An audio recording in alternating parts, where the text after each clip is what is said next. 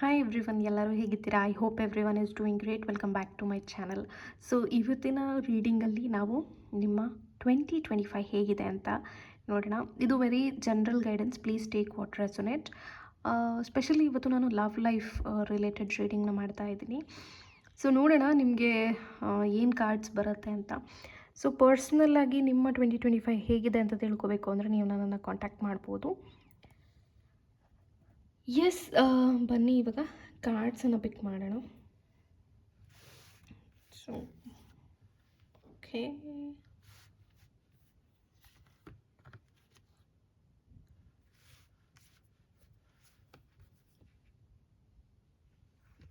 ಇದು ಆ್ಯಂಡ್ ಈ ಕಾರ್ಡು ಬರ್ತಾ ಇತ್ತು.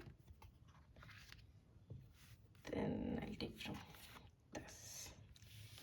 ಓಕೆ, ಸೊ ಇಲ್ಲಿ 5 ಕಾರ್ಡ್ಗಳನ್ನು ತೊಗೊಂಡಿದ್ದೀನಿ. ಆ್ಯಂಡ್ ಸ್ಪೆಷಲಿ 2025 ಅಂದರೆ ಮಾರ್ಸ್ನ ವರ್ಷ. ಸೊ ಮಂಗಳ ಗ್ರಹನ ಫೇವರಬಲ್ ಆಗಿ ಮಾಡ್ಕೊಳ್ಳಿ. ನಾನು ವಿಡಿಯೋನ ಅಪ್ಲೋಡ್ ಮಾಡ್ತೀನಿ 2025ಅಲ್ಲಿ ಏನು ಮಾಡಬೇಕು ಅಂತ. ಇಲ್ಲಿ ನೋಡಿ, bottom of the deck magician ಇದೆ. ಓಕೆ, ಇದು ನಿಮಗೆ ಬಂದಿರತಕ್ಕಂಥ cards. Judgement, wow wow wow wow. Okay okay,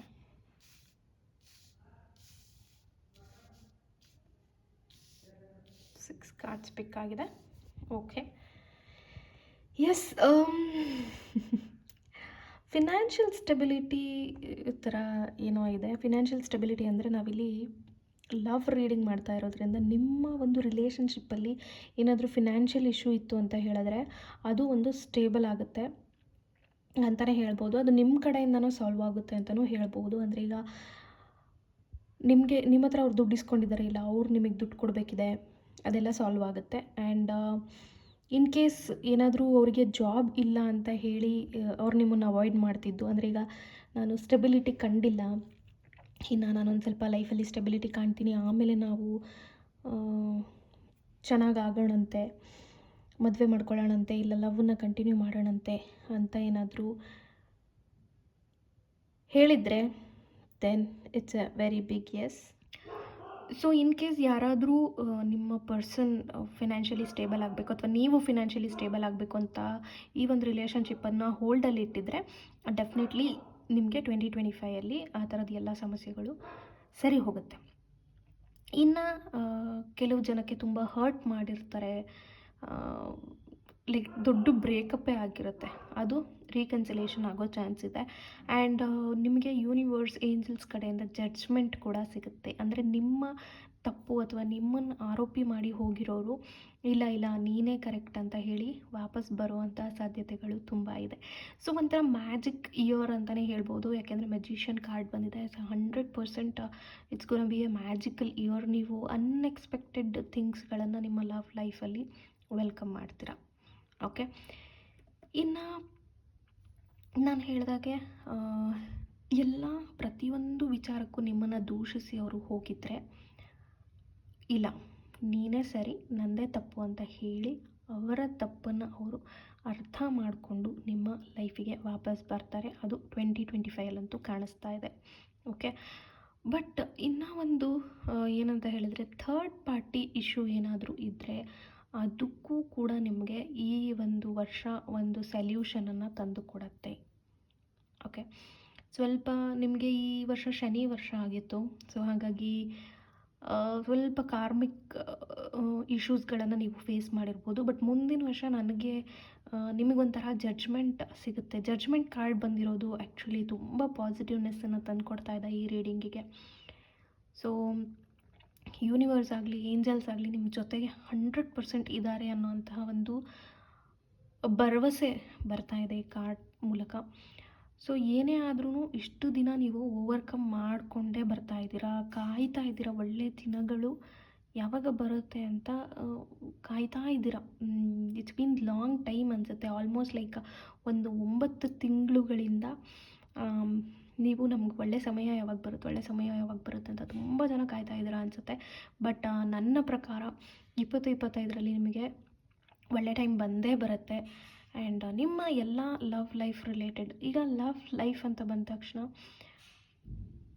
ಬರೀ ಬಾಯ್ ಫ್ರೆಂಡ್ ಅಥವಾ ಲವರ್ ಅಂತಲೇ ಅಲ್ಲ, ಇದು ಫ್ಯಾಮಿಲಿಗೂ ಅನ್ವಯಿಸುತ್ತೆ. ಓಕೆ, ಸೊ ನಿಮ್ಮ ಹಸ್ಬೆಂಡ್ ಏನಾದರೂ ನಿಮ್ಗೆ ಹರ್ಟ್ ಮಾಡಿ ಬಿಟ್ಟೋಗಿದ್ರೆ ಅಥವಾ ಡಿವೋರ್ಸ್ ಲೆವೆಲ್ ತನಕ ಹೋಗಿರೋದು ಕೂಡ ರೀಕನ್ಸಿಲೇಷನ್ ಆಗೋ ಚಾನ್ಸ್ ಕೂಡ ಇದೆ.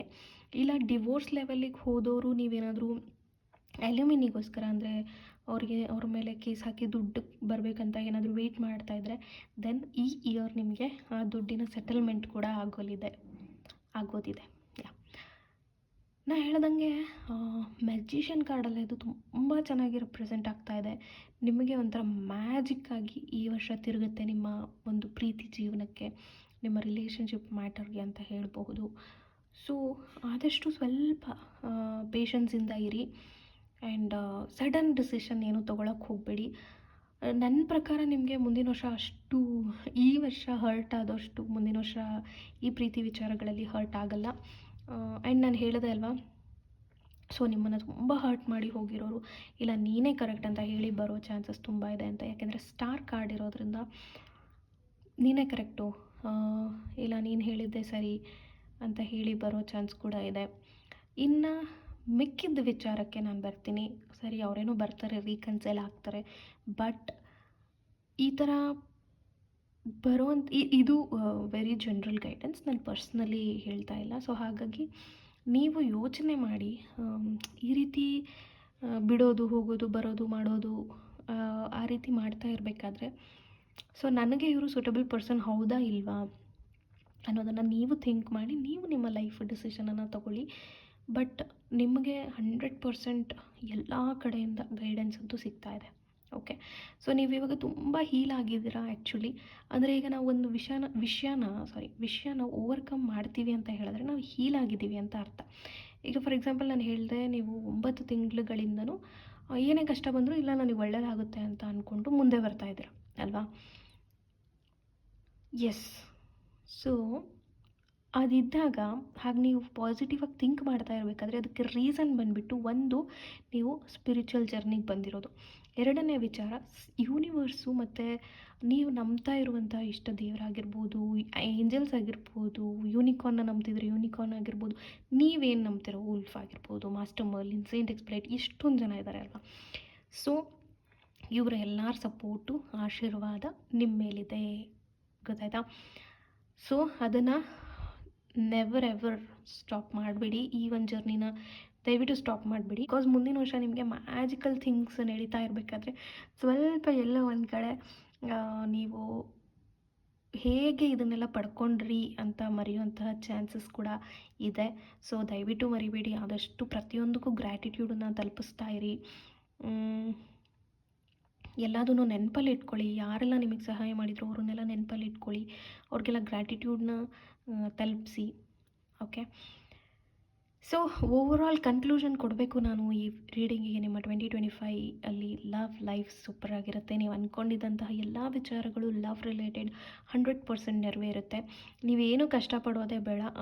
ಸ್ಟಾರ್ಟಿಂಗ್ ಮಂತಲ್ಲೇ ಲೈಕ್ ಜಾನ್ ಫೆಬ್ಬಿಂದನೇ ನೀವು ಚೇಂಜಸನ್ನು ನೋಡೋಕ್ಕೆ ಸ್ಟಾರ್ಟ್ ಮಾಡ್ತೀರಾ. ಈ ಒಂದು ರೀಡಿಂಗ್ ನಾನು ನಿಮಗೆ ಹೆಲ್ಪ್ಫುಲ್ ಆಗಲಿ ಅಂತ ವಿಶ್ ಮಾಡ್ತೀನಿ. ಅಂದರೆ ರೆಸೊನೇಟ್ ಆಗಲಿ ನಿಮಗೆ ಇದು. ಈ ಒಂದು ವಿಡಿಯೋನ ಕ್ಲೇಮ್ ಮಾಡಿ. ಸೊ ಲವ್ ಲೈಫ್ 2025 ಸಕ್ಸಸ್ ಅಂತ ನೀವು ಅಫರ್ಮೇಷನನ್ನು ಟೈಪ್ ಮಾಡಿ, are I am having a successful relationship in 2025 ಅಂತ. ಸೊ ಏನಾದರೂ ಒಂದು ಪಾಸಿಟಿವ್ ಅಫರ್ಮೇಷನನ್ನು ಬರೀರಿ, ನಿಮ್ಮ ತಲೆಗೆ ಏನು ಬರುತ್ತೆ ನೋಡೋಣ. ಸೊ ನಾನು ನೋಡ್ತೀನಿ, ಕಾಮೆಂಟ್ಸಲ್ಲಿ ಚೆಕ್ ಮಾಡ್ತೀನಿ. ಯಾವುದಾದ್ರೂ ಅಫರ್ಮೇಷನ್ ತಪ್ಪಿದರೆ ನಾನು ತಿದ್ದೋಕ್ಕೆ ಟ್ರೈ ಮಾಡ್ತೀನಿ. ಓಕೆ, ಅದನ್ನೇ ನೀವು ನಿಮ್ಮ ನ್ಯೂ ಇಯರ್ಗೆ ಬುಕ್ಕಲ್ಲಿ ಬರಿಬೋದು, ಅಫರ್ಮೇಷನ್ಸ್ ಬುಕ್ಕಲ್ಲಿ, ಅಥವಾ ಮ್ಯಾನಿಫೆಸ್ಟ್ ಮಾಡ್ಕೊಳ್ಳೋದಕ್ಕೆ ಬರಿಬೋದು. ಇಂಟೆನ್ಷನನ್ನು ಸೆಟ್ ಮಾಡ್ತೀವಿ ಅಲ್ವಾ ನಾವು ನ್ಯೂ ಇಯರ್ಗೆ, ಆ ವಿಡಿಯೋನ ಬೇಗ ಅಪ್ಲೋಡ್ ಮಾಡ್ತೀನಿ. ಸೊ ಆ ಟೈಮಲ್ಲಿ ಇವಾಗ ಟೈಪ್ ಮಾಡೋ ಅಫರ್ಮೇಷನನ್ನು ಯೂಸ್ ಮಾಡ್ಬೋದು. ಸೊ ಕಾಮೆಂಟ್ ಮಾಡಿ ನೋಡೋಣ, ಯಾವುದಾದ್ರೂ ಅಫರ್ಮೇಷನ್ ತಪ್ಪಿದರೆ ನಾನು ಸರಿ ಮಾಡ್ತೀನಿ. Okay, thank you all, bye.